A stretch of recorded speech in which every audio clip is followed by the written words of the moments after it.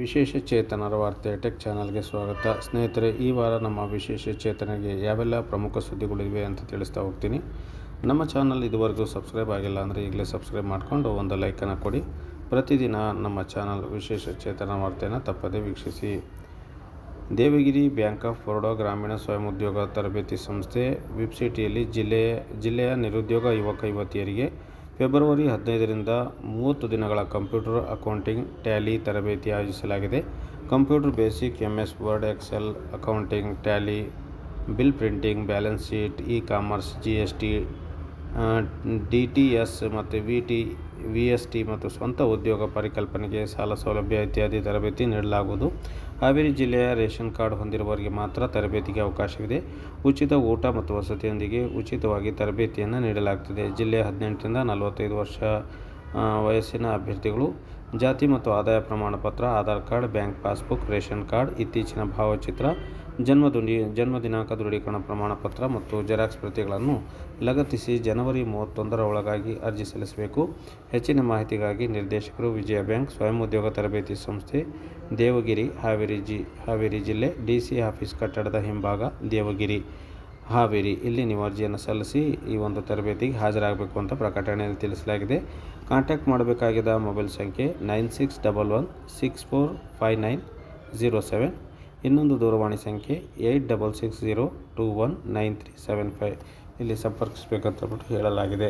ಮತ್ತು ರೀತಿ ಮತ್ತೊಂದು ಹಾವೇರಿ ಜಿಲ್ಲೆಯ ಸುದ್ದಿ ನೋಡೋದಾದರೆ, ಪ್ರಸಕ್ತ ಸಾಲಿಗೆ ಬ್ಯಾಟರಿ ಚಾಲಿತ ವೀಲ್ ಚೇರ್ ಸೌಲಭ್ಯಕ್ಕಾಗಿ ದೈಹಿಕ ವಿಕಲಚೇತನರಿಂದ ಅರ್ಜಿ ಆಹ್ವಾನಿಸಲಾಗಿದ್ದು, ಈ ಸೌಲಭ್ಯ ಪಡೆಯಲು 18 ವರ್ಷ ಮೇಲ್ಪಟ್ಟವರಾಗಿರಬೇಕು. 75% ಮತ್ತು ಅದಕ್ಕಿಂತ ಹೆಚ್ಚಿನ ದೈಹಿಕ ಅಂಗವಿಕಲತೆ ಹೊಂದಿದ್ದು, ಯಂತ್ರಚಾಲಿತ ದ್ವಿಚಕ್ರ ವಾಹನವನ್ನು ಚಾಲನೆ ಮಾಡಲು ಸಾಮರ್ಥ್ಯ ಹೊಂದಿರದ ಹಾಗೂ ಕನಿಷ್ಠ ಒಂದು ಕೈ ಒಂದು ಕಣ್ಣು ಸ್ವಾಧೀನದಲ್ಲಿರಬೇಕು.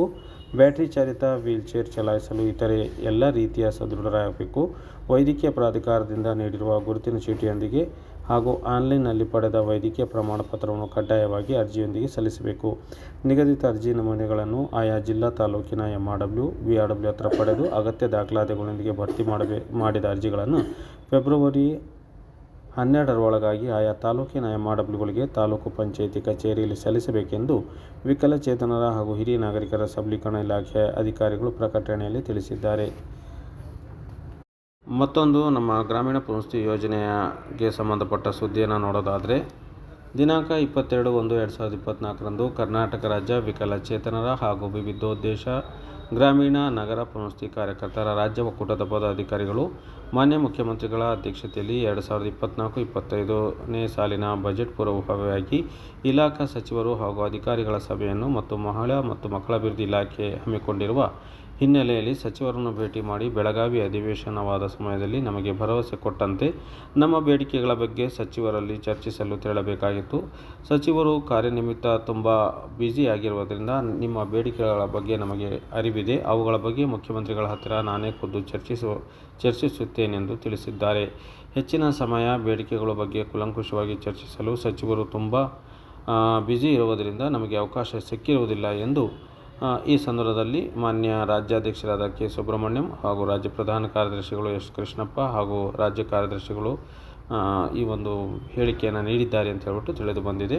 ಏನೇ ಆಗಲಿ ಸ್ನೇಹಿತರೆ, ನಮ್ಮ ಸಚಿವರು ಆದಷ್ಟು ಬೇಗ ನಮಗೆ ವಾಗ್ದಾನ ನೀಡಿದಂತೆ ಎಲ್ಲ ಬೇಡಿಕೆಗಳನ್ನು ಈಡೇರಿಸಿ ಬರುವ ಬಜೆಟ್ನಲ್ಲಿ ನಮಗೆ ಸಿಹಿ ಸುದ್ದಿಯನ್ನು ನೀಡಲಿ ಅಂತ ಹೇಳ್ಬಿಟ್ಟು ನಾವು ಕೂಡ ಹಾರೈಸ್ತಾ ಇದ್ದೀವಿ. ಈ ಸಂದರ್ಭ ತಾವು ಈಗೇನು ಫೋಟೋಸ್ಗಳನ್ನು ನೋಡ್ತಾ ಇದ್ದೀರಾ, ಅವರು ಭೇಟಿಯನ್ನು ಮಾಡಿದ್ದಾರೆ. ರಾಜ್ಯಾಧ್ಯಕ್ಷರು ನಮ್ಮ ಇಲಾಖಾ ಸಚಿವರನ್ನು ಭೇಟಿಯಾಗಕ್ಕೆ ಹೋಗಿದ್ದಾರೆ, ಆದರೆ ಅಲ್ಲಿ ಸಮಯಾವಕಾಶ ಸಿಕ್ಕಿಲ್ಲ.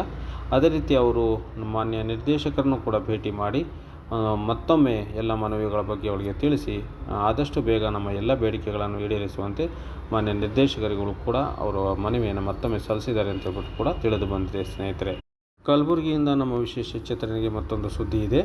ಪಿಂಚಣಿ ಯೋಜನೆಗಳ ಫಲಾನುಭವಿಗಳು ಮಂಜೂರಾತಿ ಸಂದರ್ಭದಲ್ಲಿ ನೀಡಿದ ಆಧಾರ್ ಕಾರ್ಡ್ ಹಾಗೂ ಈಚೆಗೆ ನೀಡಿದ ಆಧಾರ್ ಕಾರ್ಡ್ನಲ್ಲಿರುವ ಹೆಸರು ತಾಳೆಯಾಗುತ್ತಿಲ್ಲ. ಆದ್ದರಿಂದ ಪಿಂಚಣಿ ಜಮೆ ಆಗಿರುವುದಿಲ್ಲ. ಜನವರಿ 31ರೊಳಗೆ ಸಮರ್ಪಕ ದಾಖಲೆಗಳನ್ನು ಆಯಾ ತಹಸೀಲ್ದಾರ್ ಕಚೇರಿಗೆ ಸಲ್ಲಿಸಬೇಕೆಂದು ಜಿಲ್ಲಾಧಿಕಾರಿಗಳು ತಿಳಿಸಿದ್ದಾರೆ.